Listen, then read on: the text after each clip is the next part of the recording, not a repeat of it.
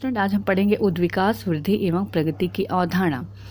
भारत में विकास से संबंधित विभिन्न पक्षों को समझने से पहले उद्विकास, वृद्धि तथा प्रगति की अवधारणा को समझना आवश्यक है। ऐसा इस कारण है कि साधारणतः विकास, उद्विकास, वृद्धि और प्रगति जैसे शब्दों का उपयोग हम समान अर्थों में ही कर लेते हैं। अनेक मानव शास्त्रियों द्वारा जनजाति की विवेचना में परिवर्तन की दशा को स्पष्ट करने के लिए इन शब्दों को मान्य रूप में उपयोग करने के कारण इनके बीच कई अंतर करना कठिन हो जाता है। समाजशास्त्रीय दृष्टिकोण से यह सभी अवधारणाएं एक दूसरे से भिन्न दशाओं को बोध कराती हैं। उद्विकास की अवधारणा को समझने से पहले उद्विकास के अर्थ को समझना आवश्यक है। उद्विकास की अवधारणा का व्यवस्थित विवेचन सर्वप्रथम डार्विन ने प्राणी की शारीरिक संरचना में होने वाले जैविकी परिवर्तनों को समझने के लिए किया था। इसके बाद हर्बर्ट स्पेंसर ने उद्विकास की कहीं अधिक विस्तृत व्याख्या करके इसे सामाजिक जीवन के विभिन्न पक्षों और संस्थाओं में होने वाले परिवर्तनों से संबंधित कर लिया। इसके बाद एक परंपरा सी बन गई कि सामाजिक जीवन के सभी पक्षों में होने वाले परिवर्तनों को उद्विकास के आधार पर स्पष्ट किया जाए।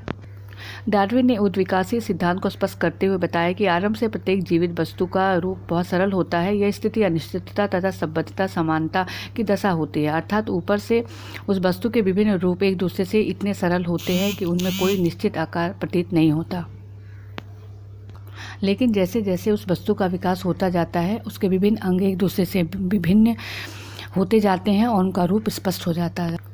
डार्विन के उद्विकास के सिद्धांत के आधार पर स्पेंसर ने सामाजिक उद्विकास की अवधारणा प्रस्तुत की। उनका विचार था कि उद्विकास की प्रक्रिया केवल जैविक परिवर्तनों के क्षेत्र में ही देखने को नहीं मिलती, बल्कि सामाजिक जीवन, सामाजिक संस्थाएं और सांस्कृतिक प्रतिमानों में भी उद्विकासीय परिवर्तनों को स्पष्ट रूप से देखा जा सकता है। इस प्रकार सामाजिक जीवन में क्रमिक और एक विशेष दिशा में होने वाले परिवर्तन को ही हम सामाजिक उद्विकास कहते हैं। सामाजिक उद्विकास के विभिन्न स्तर। अनेक विद्वानों ने सामाजिक जीवन में होने वाले सभी परिवर्तनों को उद्विकासीय क्रम के आधार पर समझाया है। ऐसी अवस्थाओं का उल्लेख किया है जिसमें से गुजरने के बाद ही समाज वर्तमान अवस्था तक पहुंच सकता है। आदिम समाज से लेकर सभ्य समाज के विकास में निम्नलिखित स्तर महत्वपूर्ण रहे हैं, जिसमें पहला आता है जंगली अवस्था। सामाजिक जीवन के इतिहास में यह पहली अवस्था होती है जब मनुष्य का जीवन बिल्कुल बर्बर था। इस स्तर का इतिहास सबसे लंबा रहा है। सामाजिक विशेषताओं के दृष्टिकोण से इस स्तर से संबंधित परिवर्तनों के अनुसार इन्हें 3 कालों में विभाजित किया गया, जिसमें पहला आता है जंगली जीवन का निम्न स्तर, जंगली जीवन का मध्यम स्तर और जंगली जीवन का उच्च स्तर। इसमें दूसरा आता है बर्बरता का स्तर।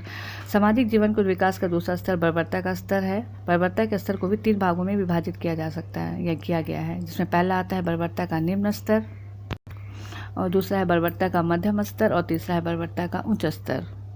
तीसरा आता है सभ्यता का स्तर। समाज के विकास क्रम में सभ्यता का स्तर अंतिम स्तर है। इसके भी 3 उपभागों में विभाजित किए जा सकते हैं। पहला आता है निम्न सभ्यताएं। यह वह स्तर है जिसका आरंभ वर्ण अक्षर के प्रयोग और एक विशेष भाषा के साथ आरंभ हुआ। वास्तव में सभी स्तर से सांस्कृतिक परंपरा का आरंभ माना जाता है। दूसरा आता है मध्यम सभ्यताएं। इस स्तर में आर्थिक संगठन बहुत व्यवस्थित हो चुका है। इस समय श्रम विभाजन तथा विशेषीकरण के द्वारा आर्थिक क्रियाएं की जाने लगी। सामाजिक जीवन को व्यवस्थित करने के लिए नियमों का निर्माण किया जाने लगा। तीसरा आता है उच्च सभ्यताएं। इस स्तर का आरंभ 19वीं शताब्दी के उत्तरार्ध में माना जाता है, जबकि समाज आधुनिक जटिल स्थिति में आ गया। इस समय बहुत बड़े पैमाने पर उत्पादन होना आरंभ हुआ। व्यक्तिगत संपत्ति की भावना में वृद्धि होने से पूंजीवादी आर्थिक संगठन का विकास हुआ।